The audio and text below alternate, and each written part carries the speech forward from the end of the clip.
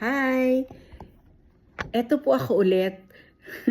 Kasi meron po akong gusto kong importanteng sabihin bago po ako magkwento ng istorya. Kailangan sana maumpisahan ninyo yung pinag-ugatan at papaano naganap at yung miracle sa inang ko, kay Inang Paula, kung paano ako isinilang.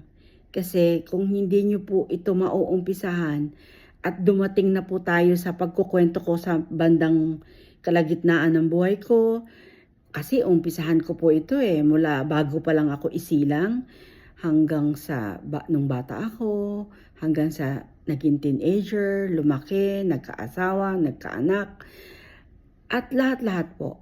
Dahil ako po ay 64 na. Dito po sa Amerika, 65 ay senior. Pero dyan sa Pilipinas, 60 senior na. So, senior na po ako dyan sa atin. So, sana maraming makapanood at sa susunod kong pagbibideo at pagkukwento ay doon ko na talaga uumpisahan kung ano ang pinag-ugatan.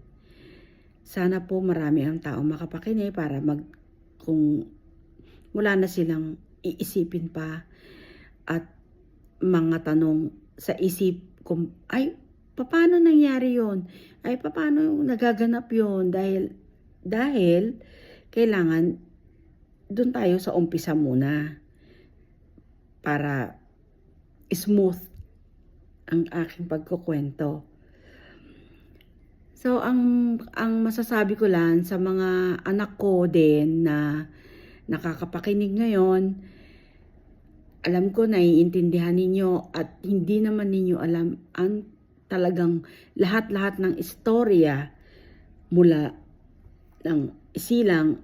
Alam na ninyo yun, kwento ko na sa inyo yung iba. Pero, I don't know if lahat-lahat dahil napakahaba.